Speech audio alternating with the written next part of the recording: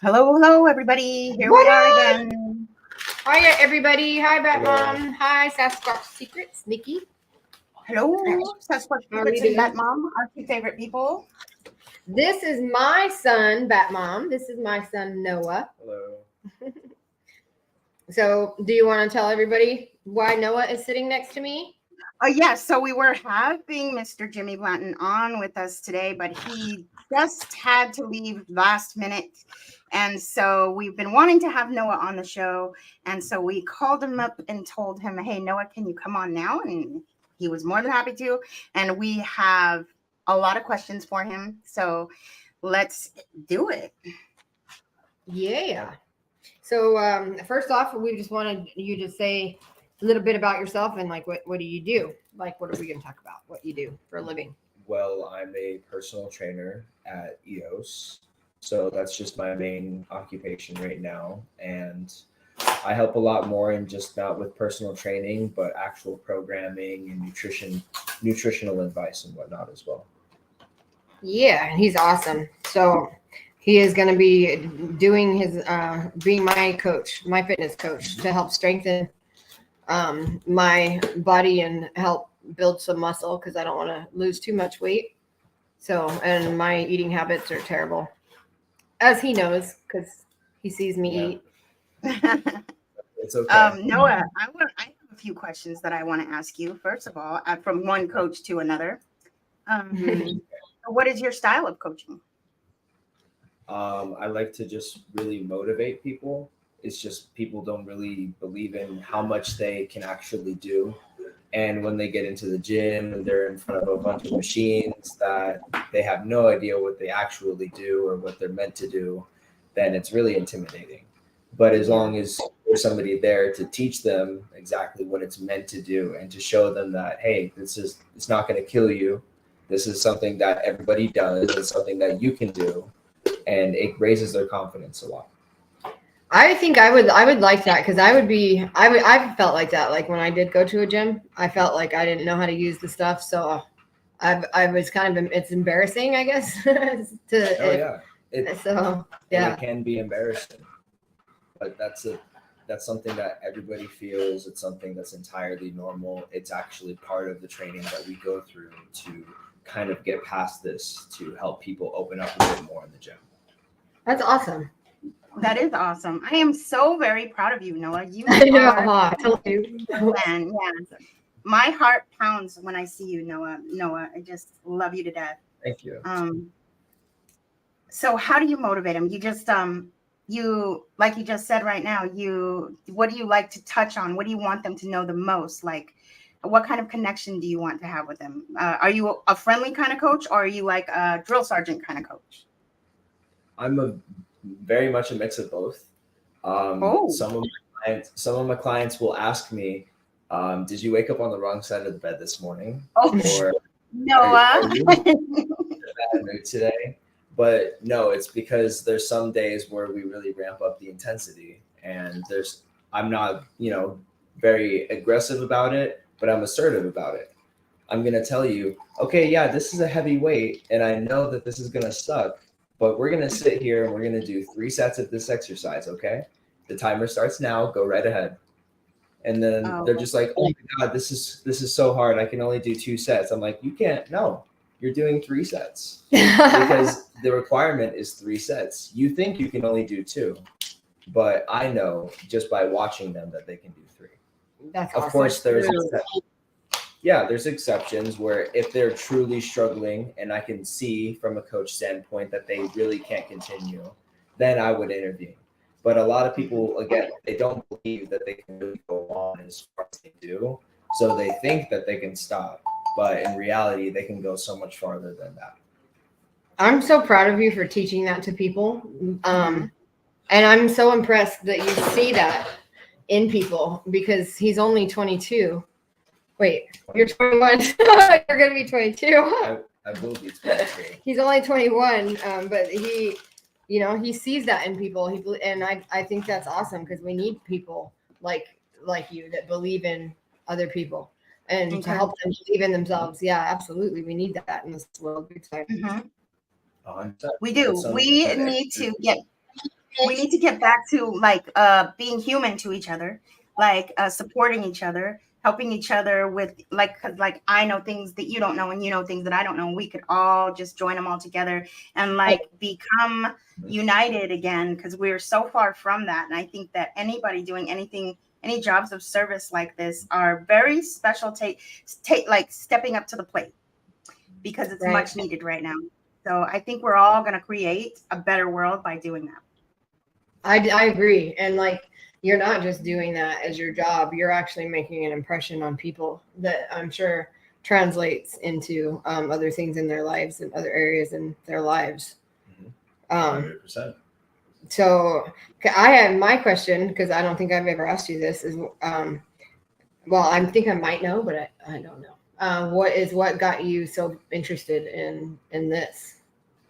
Well, it was really, I was not a very healthy kid. I thought that was why. Okay. And because I grew up super unhealthy, and he was diagnosed with an autoimmune disorder called periodic fever syndrome. And so we had to put him on steroids. Yeah. And that steroids aren't good for you, as you know, and they make you gain weight, and they're not good for you. No. Yeah.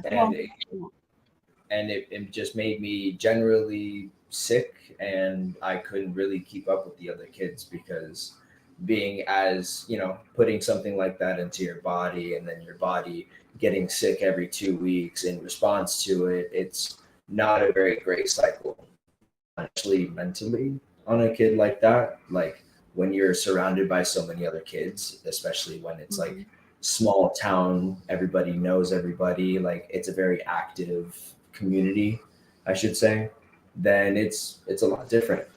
But when I finally got off of all of that, then I started immediately doing like push-ups with a weighted backpack, or I got like this torn up weighted vest in the garage that I would do push-ups with. And that's kind of just where it all began. That's awesome. Wow. That's very inspiring, Noah. You should share that story more. You never know that your story could be somebody else's savior, somebody else's aha moment. So like, yeah, that's a really, really important thing to know and to share. He's also been raised around a lot of sick people, so that too. I'm sure that has a lot to do with, him wanting to take care of his body the right way and help others as well, to keep them, because that's all he's ever known is sick people. It's not even necessarily just that, but even people like my dad and people like Chas, who were very physically fit, unfortunately just went about it the wrong kind of way. And it led in ways that were also bad for their health, even though they were physically fit. Right. Being a personal trainer is a lot more than just being physically fit, because bodybuilding is not a healthy sport. But being a personal trainer or being a coach is much different than all that. So like, what do you, what is it about coaching that is different than it just being like, how does your coaching stand out, or how is it different from somebody who just focuses on the physical aspect of everything instead of like the whole picture? Because my personal training does focus on the whole picture. And there's something that I read. I don't know the exact name of the book, but the author was Miyamoto Musashi, and he's a very famous samurai from the old period of Japan. And he wrote that discipline is something that is universal. So whether it be you learn discipline through going to school, committing to 4 years of college to try and get that degree, or committing to a body goal, trying to maintain body health and trying true health, whatever you use to inspire discipline in yourself translates to the rest of your life. Yeah. And that is what I teach my clients. It's not just about you're going to come to the gym and you're going to get a 6-pack in 4 months. No, it's you're going to come to the gym, and through the gym, you're going to change your life habits, and we're going to make your overall quality of life better for yourself. I love it. Me too. is something that I've been like implementing a lot in my coaching is, I don't know if you guys have ever heard of Kaizen. How do you say it? Kaizen? It's a Japanese word for constantly improving, always improving yourself. Oh, what is the word? Kaizen. Kaizen? I've never heard Yeah, that. Kaizen. Yeah, Kaizen. It's really cool. So I'm starting to implement it. There's like a step-by-step kind of thing that you can do, and it's just continuous improvement is what it stands for, is what it means. And Well, that's that's what we should all be doing, right? everybody, yeah, Kaizen, man. Yeah, you're never Kaizen. done. You there's no finish line. There really isn't. There really is not a finish line. Right. There's not a finish line. You're always going. No. You're gonna always be going forever and ever. And there's no places either. There's no first place, no second place. Nope, there's no. Yeah, it's not a race or a competition. Just for Nope. yourself. No. Let's see. Yeah. So, what is what is the type of people that you help? Do you help a specific type, like age range, or do you just help everybody? Or Well, it's really just anybody that the gym like has, because I can't pull from anybody outside of the gym. Oh, right, because of work rules and whatnot. If I want to keep the job there, right. But if I were to become private, then it would be different. And at work, I work with everybody. My oldest client is 71, and my youngest client is 14. So I work with a very wide age range. I've worked with clients with epilepsy. I've worked with clients with knee replacements, with torn ACLs, with tummy tucks, with breast implants, like really just anybody who's able to walk into the door and who wants to improve their life. We just have to make the situation. That's cool. I was just going to ask you about that. That's what the key is. The people that you got to work with, the people that want it, right? You can't do something with somebody that really doesn't want it. So, right. But I was going to ask you about people with medical conditions. Do you learn about their medical condition and what they can and can't do whenever you get one of those, or how do you go about that? So, and then for Sasquatch Secrets, I would love to answer that question as soon as I'm done. Okay, that's fine. Just because I don't want to ignore the people in the comments either. But yep, good job. So it's really hard because some medical conditions you really can't get around. One of my clients, I can't disclose the names of anybody, so I won't say any names. But one of my clients, unfortunately, got diagnosed with arthritis. So we had to put their training on pause because with that, we can't really work around it. I had to really dial back their training methods to only body weight and cardio. And even then, they would still go home and their joints would cause a lot of irritation, which we would have to up their stretching routine and so on and so forth. I just said that from a professional standpoint, it's best to just stop training for the time being, maintain a good diet, and then pick up when you can see a professional about your arthritis. You know what I think about arthritis? This is a theory just based off of people that I know. I think that arthritis is primarily caused by trauma. Yes. By unhealed emotional trauma or some kind of something where it's your body's attacking itself. I've really seen people's bodies be riddled and deformed with arthritis in a matter of months and out of nowhere. And it's weird. And the only thing to me that does something like that is something that is not physical, something spiritual that is manifesting itself in a physical way. Like I've told you and Noah that I think that you guys could really help people in a situation where somebody might have the desire and the motivation to do something, but their body is not cooperating. There has to be, that's where Susie comes in to figure out what's in their brain that's not letting their body cooperate. Yeah. You guys really, like, if you had if people had access to like a team of people or whatever that could work on them, that has similar coaching style, but you just take one part and the other person takes another part of the body, you guys could really make a big impact, I think. And I do agree with that. It is caused by trauma, and a lot of what we experience in the gym is mental. And a lot of people don't really think about that. They only think about like, because it is the gym, it is only a physical thing, but it's not. The gym is very much a mental battle, more so than a physical battle even. And that's a lot. Main thing that I have to nail on with a lot of my clients. And then, of course, to answer the question that was asked earlier, the biggest thing is just sustainability. Of course, you want a diet that you can sustain for yourself lifelong, because that is the key to a lifelong success. But at the same time, you want something that is going to be working for you and not against you. For example, today I went and I got myself my meal prep, which consisted of some ground beef, garlic, some potatoes, peppers. It's nothing very fancy, but I don't necessarily just have to eat that. I love in the morning breakfast. I always have been, always will be a breakfast person.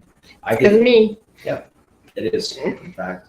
So I could eat breakfast twice a day still, and I could eat pancakes, I could have bacon, I could have whatever I wanted with that. But at the same time, I also need to eat the fuel for my body to properly function, which is going to be the meats, the potatoes. That's going to be great proteins, stuff that my body can't create on its own.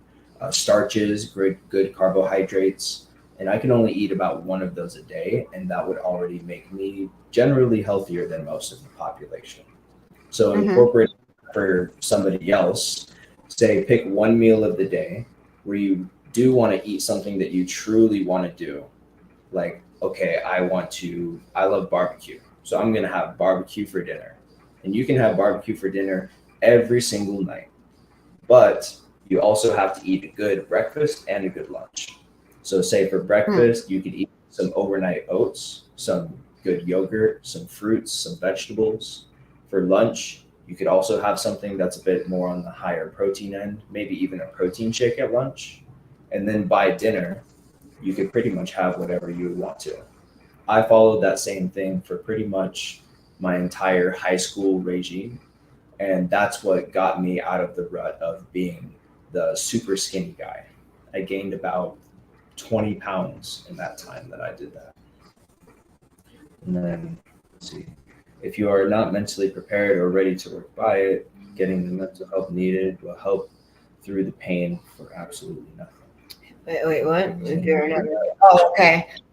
For the weight loss, if you have weight loss surgery, yeah, if you're not mentally prepared or ready to work. Oh, right. So if you have the weight loss surgery and you're not ready for that mentally, right, it doesn't work out well. Yep. And yeah, I know that from experience because my uncle, unfortunately. Because like weight loss, fundamentally, like I said, it comes down to sustainability and a habit change.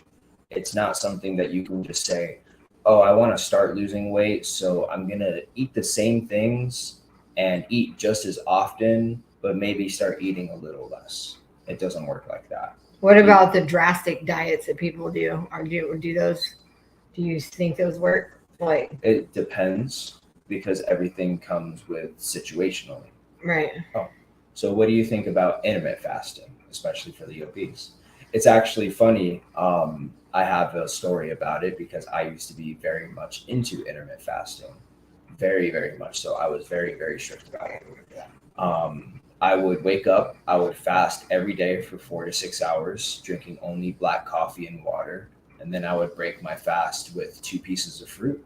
And then I would have 2 meals that are at least 1,200 calories or so. So with that being said, I have some experience just dabbling with it, but you have to be very careful with how you approach it.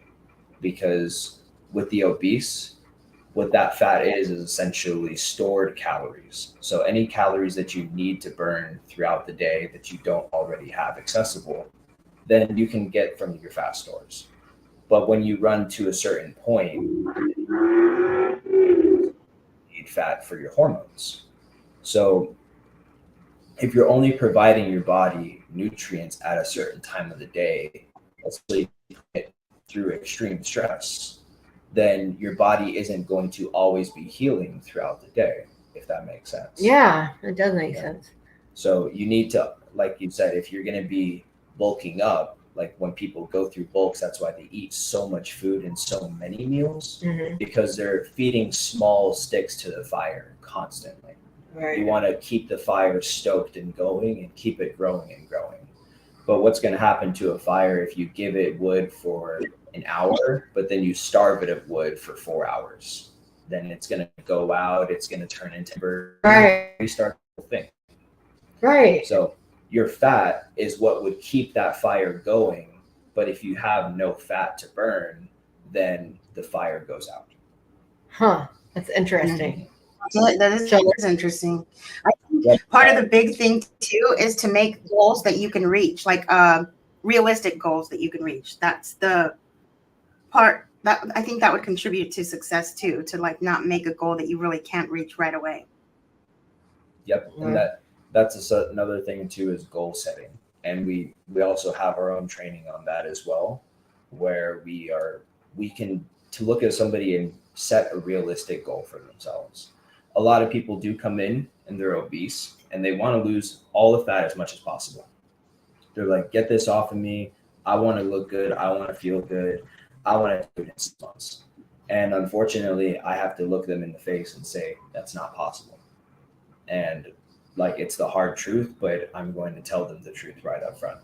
If you have more than 50, 60 pounds of fat to lose, then you have to expect you to be a year or a year and a half in the process before you start truly seeing the results that you want. Right. But it took me a year to lose. Yeah, but that's okay, because like I remind all of my clients, this is something that is going to be lifelong.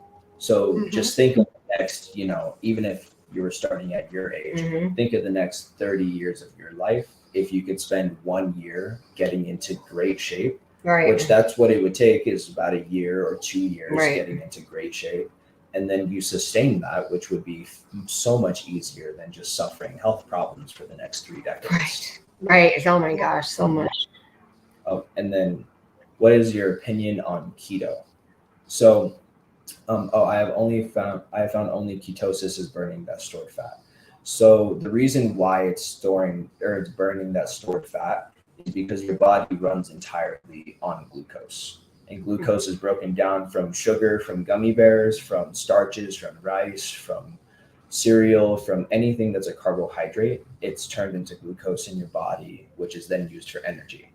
When you deprive your body of carbohydrates, which is why you don't eat any carbs on keto, your body then switches energy sources to what's called ketones. And ketones are produced by burning body fat. So like I said, burning fat, eating fat, that's the only thing that you use to supply your body. And when your body is constantly stoking that fire, then the fat falls off of your body. So here's a question I have about keto. When I first heard about the keto diet, I was like, what the hell? Because as a daughter of a type 1 diabetic, when you have consistently high blood sugars, you're supposed to check your urine for ketones in your urine, because for a diabetic, when they have ketones in their urine, that means that they could go into something called ketoacidosis, which is deadly. So how come people can put themselves into where they're putting out ketones like that and it's not hurting? How is it possible that that's not hurting them if it does that to a diabetic, is my question on keto. I don't know if you can even answer that or not, but I mean, I'm not a professional, but everybody is different. The biggest thing in that is that she's diabetic. Right. And her body isn't producing the same amount of chemicals that other people are producing. Right. And everything in your body is connected fundamentally. Thank you, doctors, medical system. Yeah. So if your body is not functioning, even in a way that may not seem like it's related, then Right. it could affect your entire like way of functioning on something else. Absolutely. Like, 1,000%. one of my clients, I actually got help from another trainer of mine because he is epileptic and he's obese, which that makes epilepsy a lot worse for people. Oh, really? I didn't know that. But another thing that's also been heavily researched is that ketosis and ketones can also help rid epilepsy symptoms. Really? Oh, wow. Cool. So he switched to the keto diet about 2 weeks ago, and he's going to be giving me, updates and feedback to see if it's been working for him. Oh, but that's because your interesting. body is burning ketones instead of glucose, then your brain is just functioning. I don't want to use the term better, but it's functioning more efficiently. Really? So I want to do that then. Glucose, there's no epilepsy seizures are always like a breaker going out, like a spark that just heavy spark, everything shuts off for a second. But when your body switches to that different energy source, for some reason, that reaction just dissipates. Really? Wow. That's cool. interesting. That's very cool. I love that And stuff. Because our bodies were made to heal themselves, dude. Everything we need to heal is within us or around us. Right. And I think you said something to me once about, that it wasn't surprising to you that I started dropping weight quickly, like towards the end, because my body was getting what it needed. So it was letting go of the stuff it didn't need anymore or something. And didn't you say something like that? How I said that you were dropping weight really quickly? Yeah, because when I said that I was eating, I said I was eating a lot of protein, and you're like, well, yeah, if you're eating protein and you're getting everything your body needs, then you're eating the protein, then your body is going to drop weight because, can you explain that again? So for myself. Okay. So typically people, they don't eat what their caloric needs are in a day. So when you eat under your caloric maintenance for so long, your body doesn't know that we're in a household full of food and we can go and get more food if we want to. It just knows, hey, I need 2,000 calories a day to survive, and I'm only eating 1,000 calories. So what I'm going to take is I'm going to take 500 calories that you eat, and I'm going to store it as body fat because I know that you're not eating enough food. So I need that body fat for later when you don't eat enough food again. It's a survival mechanism. Right. And that's all your body tries to do. It's just trying to survive. But then when my mom started, improving her diet, she started eating more protein, more fruits, eating more of close to her caloric needs. She actually started losing weight. And she was like, why am I losing weight if I'm eating more calories? Right. And I explained to her that it's because her body is recognizing that she's now eating within her caloric needs. And she's now actually getting the amount of calories that she needs. Her body is no longer feeling that it needs to hold on to the extra energy, to the excess fat. So by doing so, your body is going to come closer to its natural composition, which I believe everybody has a natural composition. They just need to treat their body properly. And that's like where you would be at your natural state, right? Mm-hmm. Okay. Because I think that I'm getting, that's like closer to my natural state. Now I just need to get stronger. The new thing is buying ketones in packets. So I personally have not heard of that, but it doesn't sound like it would be effective because remember, your body can only burn one of two of the energy sources. It doesn't need both. And I already said that fat is merely stored energy. So if you're going to be eating carbohydrates, but then you're buying ketones for energy, then you're just giving your body more energy than it doesn't need. So what would that do? Are you just gonna be all like tweaked out or something? So that would probably be for someone who is strictly on the keto diet, but still can't get enough in their body, which that would be if somebody is not eating enough. Okay. But when that seems dangerous to me. Yeah. Wait, so you can buy ketones in a packet? Well, I mean, from what they've said, I would say so, but it seems like not something that I would recommend. It seems like a shortcut that is not very smart. Yeah, I would recommend just as pure of a source as possible, which is just going to be very fatty foods and a lot of meats, a lot of animal proteins. just keeping it really simple. Like, and that's what a lot of people try to get past is it's just, I don't want to say it's just simple, because a lot of people do make it a lot more complicated than it needs to be, but people tend to complicate things. Yes, we They're do. like, okay, what do I need to eat to lose fat? Okay, so if you're looking at morning carbohydrates, oats, yogurt, fruit, that's it. Yeah. Like, yes, I could tell you to make this fancy recipe that's going to make you like curb cravings if you have them, but in reality, it just comes down to simplicity. Right. And that's something you'll stick with too, Mhm. is, if you keep it simple. And I think that we do need to do that for sure. We way overcomplicate things. We congratulate the president for creating jobs that are totally unnecessary. I mean, come on now.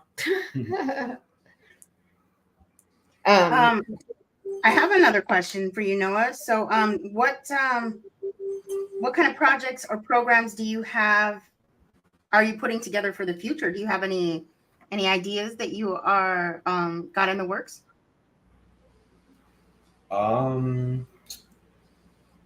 Not necessarily something that I'm acting on right now, just because there's a lot in the air currently.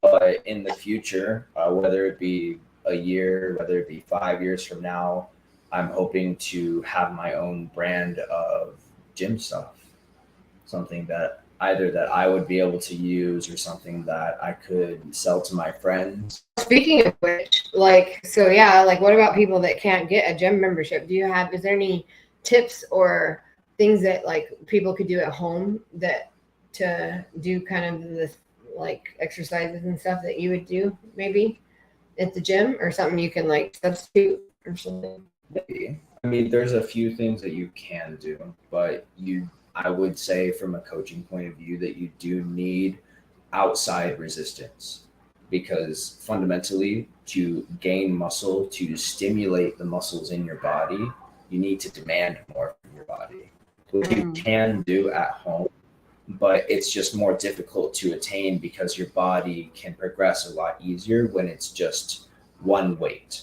When there's only one weight to get used to, it's very hard to progress to demand more from your body. But Okay. when you go into the gym, and if I'm doing a squat, it's really easy to just put 5 pounds on both sides and then I progress.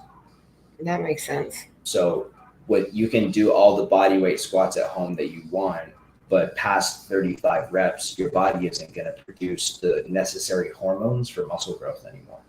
So yeah, you can probably go from 10 reps to 35 reps, and then you can feel proud of that because that is an accomplishment. What if you put like 2 buckets on each end of a broomstick and then filled it with cans of corn? No. Oh. No. I would try to do something like that. That's a bit unsafe. Oh, okay. Anything that you see with like people balancing weights with like bands or something that's uneven is entirely unsafe to do, and I would not recommend that for any beginner. Right. Not very, again, it's all about basics and simplicity. Like, if you want to grow your lower portion of the body, yes, you can throw in your accessory movements that would help certain areas pop, but fundamentally you need to squat more and you need to leg press or pick something up off the ground, which is a deadlift. Those are the 2 exercises that fundamentally are going to grow your legs. Oh, that's what a deadlift is when you pick up something off the ground? Mm-hmm. Oh, I've always wondered what that was. Yep. I thought a deadlift is when you do the shoulder thing, like when there's something on your shoulders and you stand up. No, that's a squat. Oh, you put stuff on your shoulders? Oh, you're supposed to have something on your shoulders when you squat? No, when it's on your back, yes. Oh, why would we? But in what real life scenario is somebody going to have something on their back when they squat? What do you mean? I don't know. They're under a car? Yeah, I was going to say there is live videos of people who are in car doors. And really? That's true. They were lifting cars off of people. Right. And at the same time, muscle is not just for one application. Because I have a great back squat, that does not mean that I can't just pick something up in front of me. Right. That's just an application of weight maneuver, because again, we want to stack as much weight, as much load as safely as possible. Right. When we put it on your back, you're supported by your spine, by your hips, by your legs. It's like a column that supports it all on its own.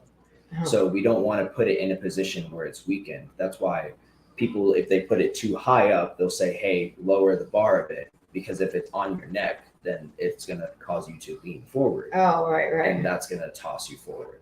So, oh, wow. Mhm. So, do you, oh, damn, I just lost my question. What was I going to ask you? It's okay. Who inspires you, Noah? Who inspires me? Yeah, who inspires you? Two people come into mind. Okay. So one of them is David Goggins. Is that the one that looks like chess? No. Oh. No, he's not one of them. That's just a guy on TikTok. But one of them is David Goggins. And the reason why he inspires me is because he is one of the main people that gave me the confidence that I would be able to go a lot farther. He invented something called the 40% rule, which is if you are able to go this distance to where your mind is thinking, I can't go anymore, like this is my absolute limit, I've had enough, you're only 40% there. And really that other 60% is untapped. It's not an area that most people want to go to, and their mind is going to stop them from doing so. But that's when you really have to figure out who you are. Oh, that's what you were talking about with Chas, when I told you that, because I was telling him how strong Chas was, and he was like, well, I know he was strong, but there's not many people that is as strong as this guy. But then he went and talked to his dad, and his dad said, and he came back and he was like, oh, you're right. My dad said, yeah, Chas was that strong. but it's more than that even. Going into a bit of his story a bit, he came from a very bad household. He was abused growing up by his dad, who ran bars and clubs and all that. So he went on and he tried to join the SEALs. He went into the Air Force first to try and get an entry job. But in the Air Force, he got up to about 250 pounds and he became comfortable. So then after the Air Force, he kind of served his time, got out, started spraying for cockroaches, and he became really depressed. He was living off of $1,000 like every couple of weeks, just spraying for cockroaches, 300 plus pounds. And after that, he would go home and he would just sit and he would cry. At least that's what he would say. But one time he went home and he was on the Discovery Channel. And I'm not sure if anybody else had seen it, but I actually saw the same documentary when I was a kid, where it's the Navy SEAL documentary going through Navy SEAL training, where they're pushing the boats above their heads and they're carrying the logs and they're yelling at them, holding them down. So he saw that and he said that what kind of story would it be if my 300 something pound self turned my life around and became a Navy SEAL?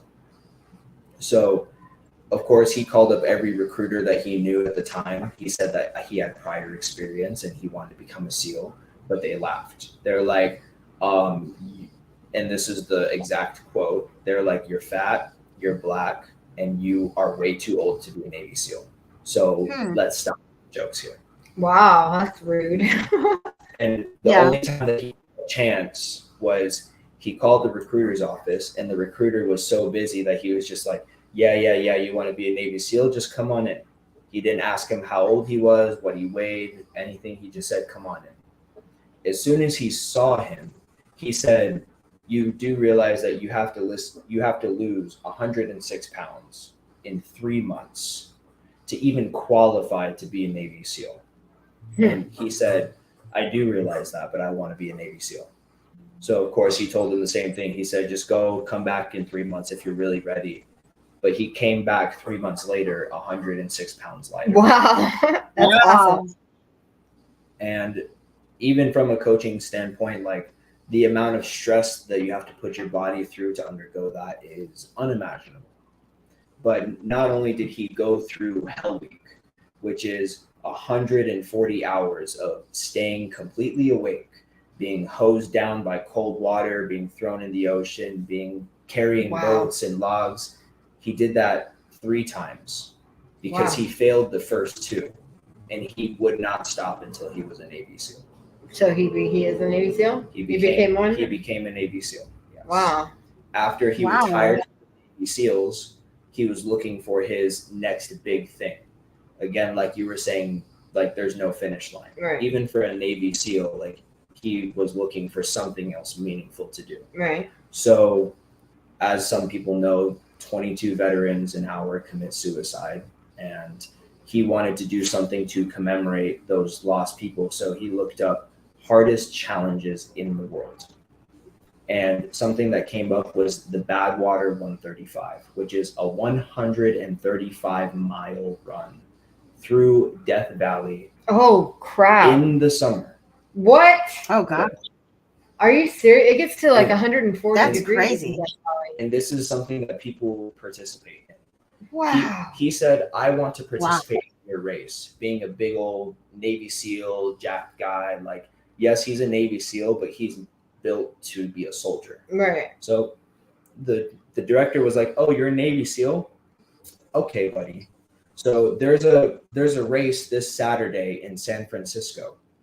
If you can run 100 miles at least in that race, then I'll think about letting you into Badwater 135.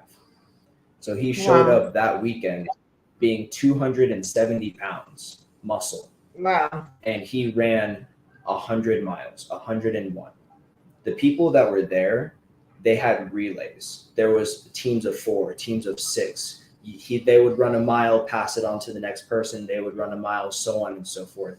He had no teammates. What? He ran 100 miles by himself. Dang. When he left, he was literally peeing Coca-Cola, like Coca-Cola, liquid. His feet were broken, and he didn't even go to the hospital. What? He went and he soaked in his bathtub, and he said that he wanted to enjoy the pain because no matter how much pain he was in, it was worth it knowing that he just ran 101 miles by himself at 270 pounds. Wow. Something that he thought was completely unachievable by any person before. That's pretty cool, dude. I believe that. Yeah. People are incredible. People can do incredible things, man. So yes, that was a very long portion. Yes, but that was that's a good stress. It's a good person to inspire you. In that time, that is pretty inspiring. And who was the other person that you said you had too? Oh, okay. One other person, yeah. So the other person is the current 4 times Mr. Olympia Classic champion, Chris Bumstead. And it's the reason why is because he is passing on this notion of champions can cry too. And yay! That's what I love. Is that I love that. There's people like, of course, I also embrace like the masculine side of things where I try to be the rock, where I try to embrace the shadow, like, cause I feel like that's a duty of mine. But at the same time, coming from the 4-time Mr. Olympia champion, he would say that there was times so hard that he would need to cry on his girlfriend's shoulder, or times where he would not be in business without certain business partners, giving him that first loan, believing that he could actually do it. Right. And so his entire empire that he built right now, of course, he put in a lot of work himself, and he is the reigning champion. People don't go to compete, with him. They go to compete against him. So that's the kind of level that he is on, but he couldn't have done that without other people. Right, and he recognizes and acknowledges that. Yeah, that's awesome. That's the biggest thing too, is that he knows that even being on top of the world in his field, he couldn't get to the top of the mountain without having other people to help him out to get there. Right. That's good. That's very important to acknowledge the people around you when you are achieving your goals too.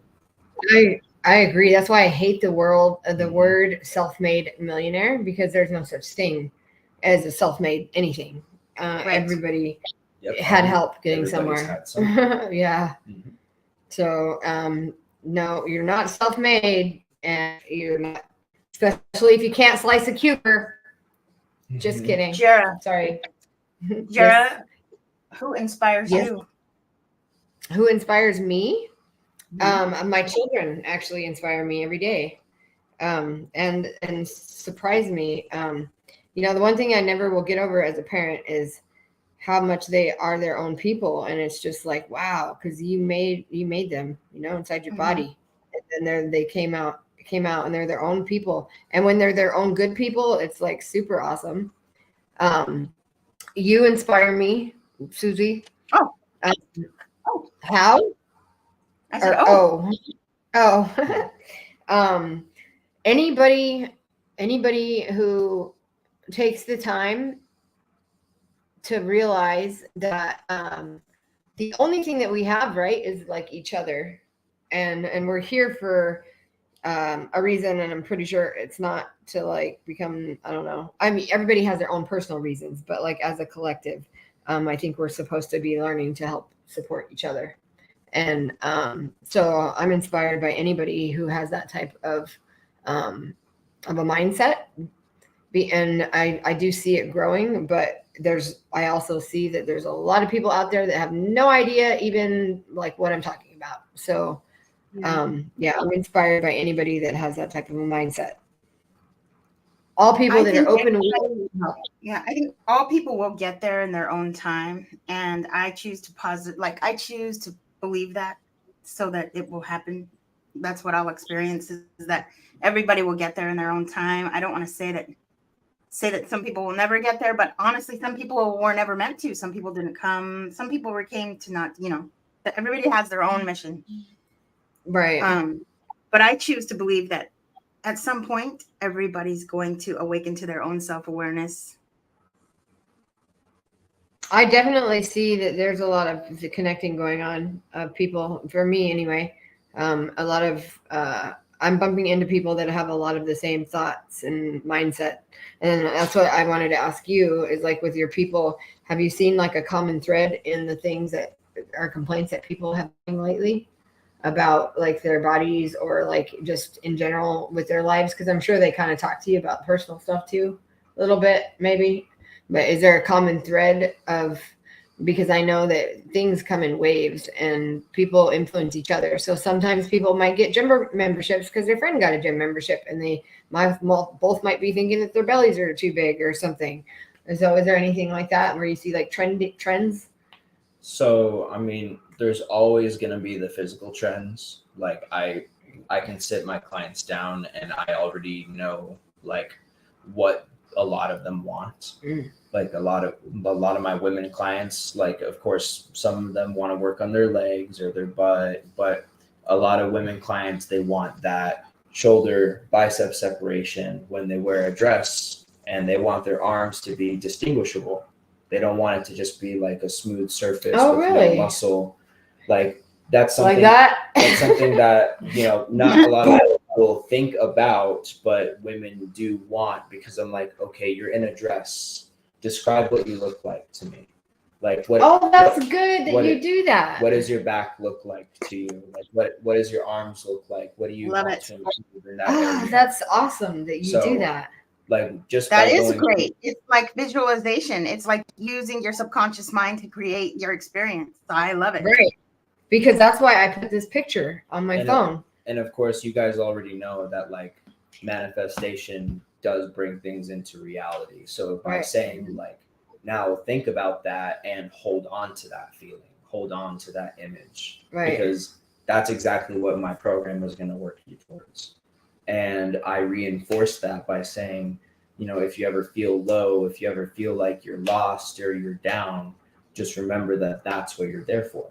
Right. Like it's not about today or just what you do today, but it's about how it's going to help you get to your goal. Right. And then when you're at your goal, like the amount of joy and accomplishment. Another quote by one of the people that I look up to is a UFC fighter. He said that he hoped that to one day for us to feel the joy and accomplishment that he felt, because he had spent 8 months in rehabilitation because of an injury, and he had his first fight not too long ago because of that. And he said that the countless hours of pain and rehabilitation and training over and over and over again, like, and then he won the fight. Like, only that amount of work, yes, it's going to suck in the time, but the amount of joy and euphoria that you experience once all of those results come together is unlike anything you could ever hope to experience. Right. So again, like, Right. I could only hope that anybody would be able to experience just a little bit of what that would feel like. And that's why I put this picture on my phone when you first hypnotized me, because I wanted to get myself back to that weight and that, like, health. Well, I wasn't healthy in that picture. I looked healthy, but I wanted to me, that's what I look like inside, the healthy, happy me. So, yeah, visualization, it does work. It works. If you do it with other things and you're taking actions moving towards. Yes, yeah. Your energy, your vibration has to match what you are trying to accomplish. You know what else I do that you probably do too, Noah, is like when I first meet a client at the end of the session, I congratulate them on just taking that first step, on doing something for yourself. And that's self-love right there, and self-care. Yep. Just taking that first step and hiring you or being there, He did. What I say is thank you for trusting me with your future, because thank you for letting me work with you, because that's really like all it is. I've had clients come to me at the lowest of lows. Like, when you are, not a lot of people like to ask for help. So Right. when you are at the point where, it's expensive, you are agreeing to spend hundreds of dollars a month because you really want somebody to help you out, because you are so ready to get out of that physical feeling of waking up and not liking yourself every morning. Like, when you're at that, like, people are very fragile, and you have to be very, very careful with how you approach it. So it's all encouragement and all passion. It's very much like, you can do it. This is easy for you. Like, I can see that you're working hard. Good job. You did great. A lot of high fives, a lot of fist bumps. All my clients, they know that I fist bump, and I do it with the hand that I have no rings on, because I show up to work with rings on one hand and I have none on the other, so I can fist bump everybody that has a session with me. So it's something that is very normalized for my clients, guys. And who is your biggest accomplishment so far? Who's like done the best? One of my success story. Yeah, success story. Thank you. I couldn't think of the word. One of my clients, she came to me and she wanted to lose weight before her 21st birthday coming in December. And she didn't really know how much that she was going to lose, but it's her 21st birthday. She wants to look good. She wants to feel good. And she'd been really consistent, even on the days that I didn't show up because I was sick or because I had car trouble. She would just ask, what's the workout for today? Then I can do it myself. Oh, that's and good. She would go through with it. She's been super consistent with the eating. And I compared her to body scans that we do, because we do body scans. We actually scan your body composition at work, so I can physically tell if you are making progress or not. And not only in scale weight, she lost 25 pounds, but in body composition, 22 pounds of that was just pure fat. Wow. Which is very hard to do, because when you're in what's called the caloric deficit, when you're not feeding your body enough, so you're forcing it to burn that body fat you're trying to lose, it is common to lose a bit of muscle mass. So that's why you want to bulk up. You want to get really big, because when you cut down like that, you are expected to lose some. But with her, she kept that to a very minimum, because she eats a very high protein diet and she loves protein shakes. She says that she has like two of them a day, one in the morning, one at night. And then she eats just like chicken and beef, and occasionally she'll treat herself to something, but she only eats about 2,000 calories a day. And her body is, again, it's reversing back to its natural composition, where she's keeping just about as much muscle mass as she can naturally, but her body is just shedding off of all of that fat. So that was a very big accomplishment for her, and I was very, very proud of her. I have a question. I don't know if you can answer this, but like, so because I lost weight, I feel like I have extra skin. Like, was that going to tighten up if I do sit-ups or something? Or So the reason why people have loose skin when they lose weight is because they don't weight train. Oh. Because they don't go to the gym. Oh. Because weight loss Guilty. is not just, it is a big portion in dieting terms, but it's not just dieting. For myself, if I wanted to cutting down is really easy, because I can, drink all my protein shakes and have no carbohydrates, and I could cut down really easy, but that's going to kill my muscles without weight. That's why my butt's gone, huh? Yep. Without weight resistance, without resistance training to upkeep that, you're going to lose everything else. Yeah. My butt is like a saggy balloon. It's like, boo, all the air went out. So he's going to help. We can re-inflate it though, right? I mean, like I said, if you go to a gym and Right. have weight resistance. Well, I get it free. I get it. He gets to give me one. I'm going to give her a free membership, so that's not going to be an issue. But just saying that, unfortunately, you can't grow like a giant BBL butt from just doing body weight squats. No.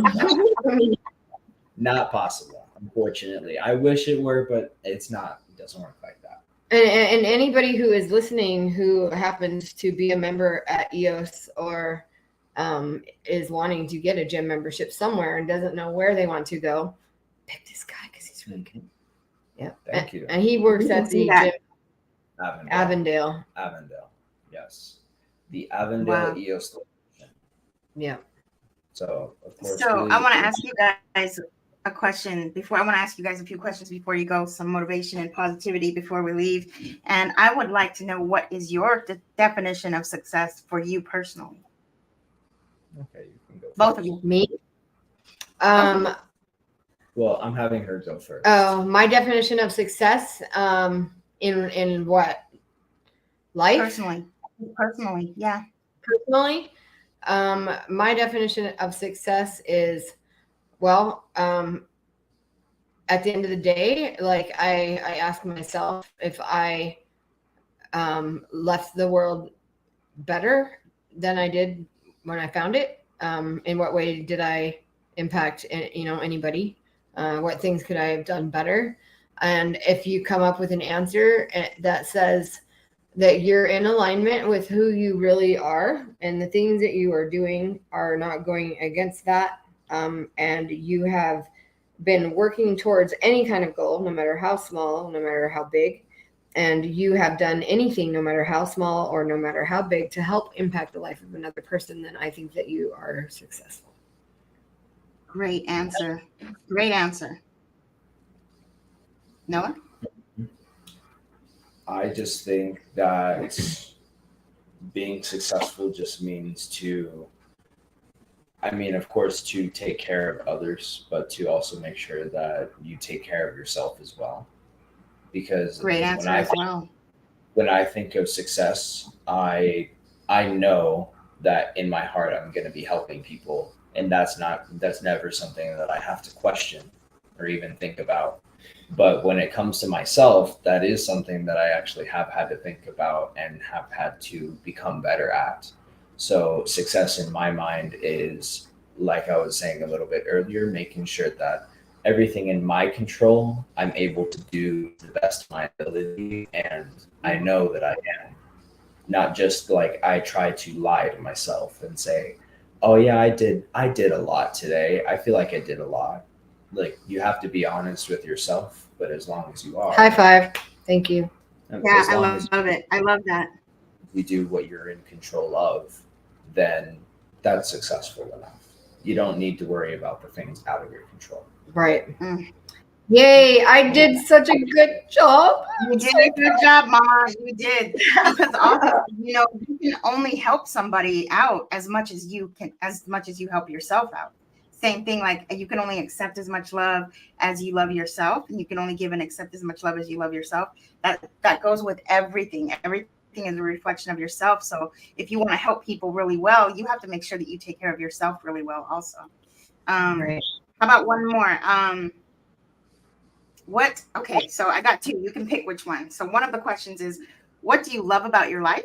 Or what message would you share with the world? Oh, those are both good questions. I know. Okay, I'll let you go first. If I could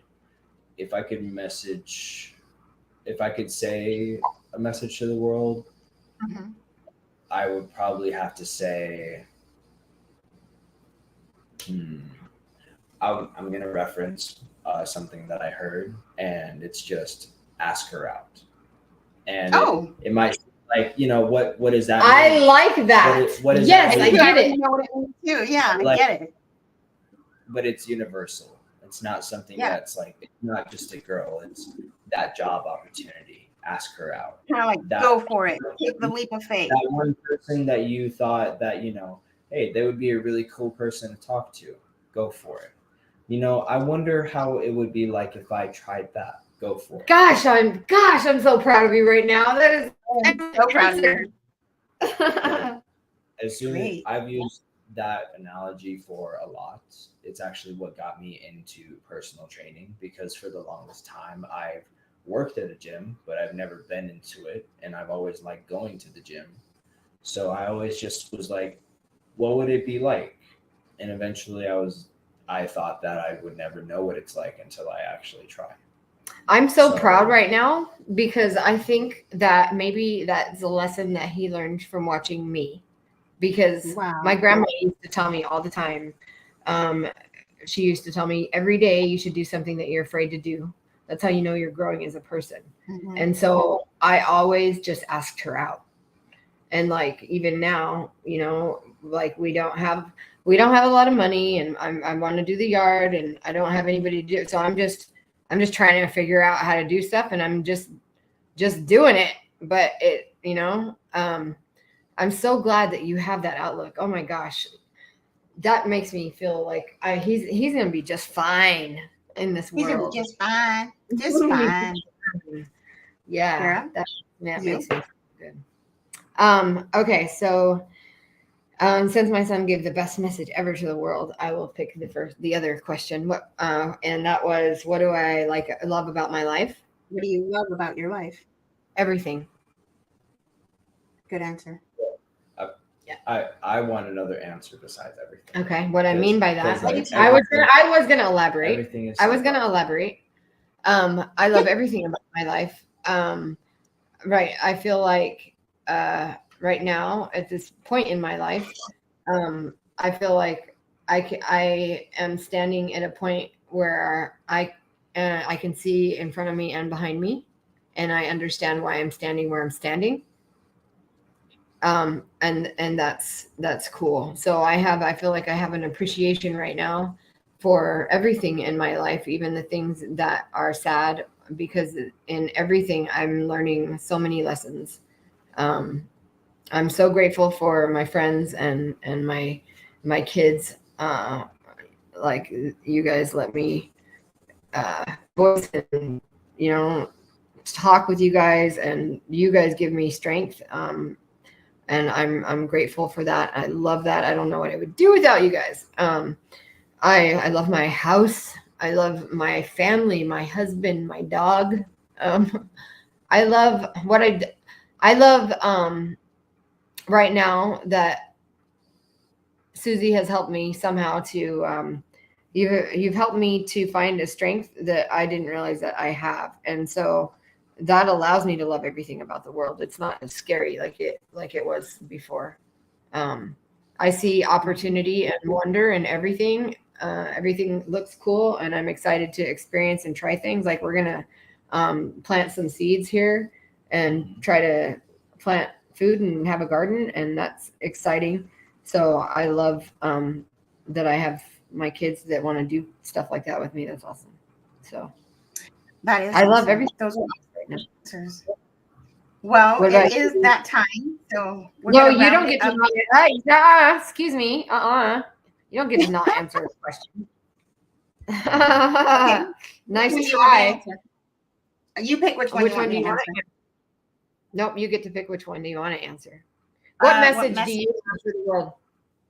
Okay, what message would I share with the world? I would share with the world that you can change how you feel at any moment in time. You don't have to ask anybody's permission. You can change how you feel. If you don't like how you feel, you can change it at any moment in time. And that everyone should achieve authentic happiness at least once a day. And authentic happiness is true happiness that you're feeling for yourself, from yourself. It's not you're not doing it for someone else. You're not doing it because of someone else. It's authentic happiness. It's just truly coming from the inside. And so that's the message I would spread, is that for everyone to have a goal of achieving authentic happiness in your life. And if you're not happy, ask yourself why you're not happy. Do the work. Right, because a lot of times you're not going to know the answer to that question, and a lot of times you're going to have way too many answers to that question, and then that's how you know that your answer lies inside there somewhere, not out here. Yes. So go in. Nice. Go in, come out. Be a Taurus field, y'all. Be a Taurus field. Research your Taurus field, everybody. Okay, I have a small little video, and we'll say goodbye now to everybody. So if it was your first time here, please hit the like button and subscribe, and check us out again next week. And so thank you, Noah, so much. I'm so very proud of you for the information that you shared, and we'll see you guys next week. And we're gonna have him back. Repeat after me, I love myself. Oh. Just repeat after me, I love myself. I love my life. I am so grateful. I'm grateful for the past. Grateful for the future. And I'm grateful for the present. I'm grateful for myself. I'm grateful that I have courage. I'm grateful that I'm doing the work. I'm grateful that I am the one. And I'm grateful that everything stops. All the trauma, all the fear, all the negativity, all the doubt and worry, it all stops with me. It all stops in this moment. It all stops from this point forward. And so it is.